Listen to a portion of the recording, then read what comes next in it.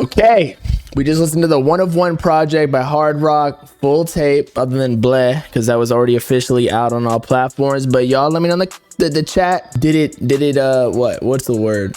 Did it do the hype justice? Is that even a correct sentence? Like, how did it do? Give me your ratings out of 10. Okay, I have mine. Have some notes per usual. Your boy was writing them down, handmade calligraphy. Okay, I'm gonna say it was a 7.65. I thought it was very, very, very good for an artist of his like size, right? I like the versatility. I think the main point about this album is, I might even give it a 7.75. I think the main point though is it showed his versatility and potential to keep going up organically like he has. Like, I already know a lot of these songs are gonna blow up on TikTok just because of all the hype around his name. But I think that some of these songs are just fire, and it's not just on the typical heavy 808s, like super distorted type beats that a lot of people put him inside this box of, especially being like a lone clone. Now I definitely hear some kind of influence there, as well as Cardi and Thug voices with the low voice, as well as the ad lib. I call it the Kermit the Frog voice, but then the ad lib with like I can't even remember exactly what it was because we just listened to 16 tracks straight. But I think dude has a ton of potential, as well as like he's working on, again, Lunchbox thought he had this new jazz locked up, that whole genre that he thinks he created, but Darkner, no. Kick Doors, that was straight jazz piano. So like that's real new jazz with like the plug beats or whatever trendy beats that we got going on, whatever you want to call them. So he's doing all sorts of things. I even heard some like rave type beats on there. Barry was hard. Everybody in the chat was telling me it was trash. That song was amazing. I can't wait to go out in Miami and pop some, something on the side of the street that a homeless man gives me and just start going like mindless. But project was solid. Again, just shows his versatility. Did I already say that? Potential and versatility to blow up. Now, some critiques though.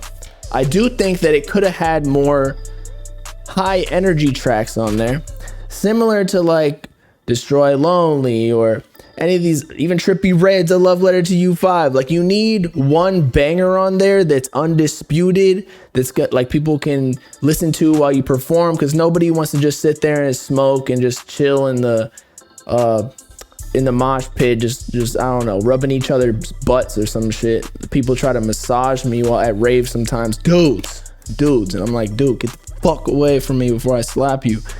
But I think there were a lot of different types of beats, different types of songs. Like, it showed me that he was not just on this trendy wave of, again, like Dom Corleo, Destroy Lonely, old type beats where every SoundCloud rapper's on them.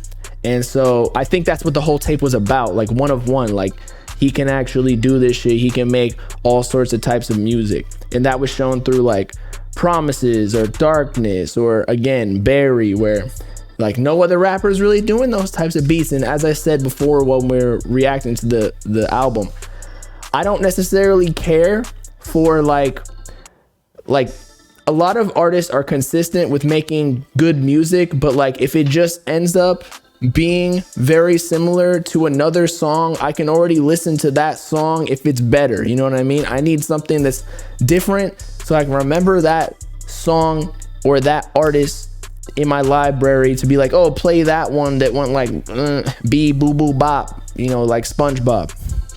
So I think he made his point very loud and clear for sure. So I'm gonna give it like a 7.75, a strong 7.75. And with that being said, I believe he's still technically independent, although managed by Ian Connor. I could be wrong. You know how it is with like the speculation of Hardrock. He's kind of going that opium route of being super mysterious. I understand he was in the military or something and they got him out to record a project. They're sending his ass back though. He needs to go pop up some Ukrainians or some Russians with how much money they're giving out. Maybe that'll be more valuable than a label deal. But from the talks that I've heard, he is having conversations with a large artist to sign with them. I'm not gonna say it because it's not confirmed. I don't want to like mess up anything. No, it's not Cardi, but it might be someone, you know, similar to that stature, let's just say. So just watch next couple of years. If he gets that deal, shit's gonna go up, bruh. I'm not gonna say yes or no to anybody who's saying it in the chat because I don't want to give up anything. Also, I don't know for sure, so I don't want to like spread fake news or whatever. But I think it's pretty obvious that he will sign to someone big or get a big label deal. I hope he does this one thing that I'm talking about though, because they have a track record of definitely moving some records, if you will. So yeah, is there anything else that I wrote down? Nah. There were some mid songs on there. That's why I demoted it down to 7.75. Like Darkness, I wasn't feeling. Eye to Eye was kind of just like trying to recreate some of his old sounds, but just boring a little bit. But the rest of them, like, he was definitely killing it. Like, a lot of people are hating in the chat just because any popular artist, especially when they're blowing up, is gonna get a ton of hate because people get mad because they're artists themselves, so they're like jealous about the come up, or like they have a favorite artist who's trendy now. Like somebody was saying Osama Sun, which I have no hate for. Like I think Osama Sun makes good music, but come on, like this project is a totally different level than that. Like Osama Sun just dropped a project that was very high energy, all of them like kind of Ken Carson type. Come on, that's just what it is. He had that one, what was it? It was actually one of my favorites on there because it was different, and a lot of people didn't like that song because it wasn't super trendy. Look, it's not even in the top 4 of it, and I think it was only like a 12-track project. But what was it? Anti, like some true plug type shit.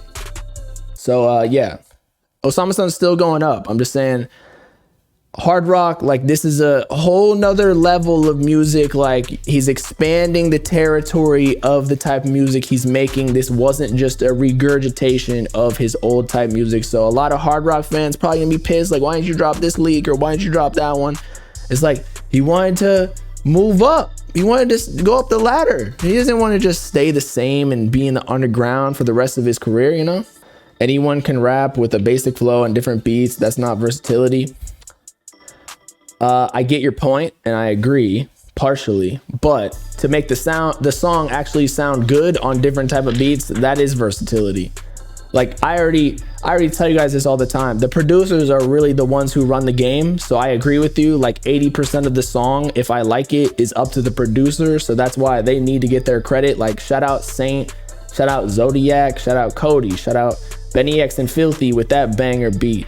Shout out all the producers on here. Like they kill it. They kill it for everybody though. Like they're running shit. A lot of these artists get the big names, but the producers are the ones, the puppeteers behind, you know, they're technically giving cosigns with their beats, but like to a whole nother level, because they're blessing people with fire beats to make potentially good songs on it, if they can even just be at a certain threshold of skill on it, you know?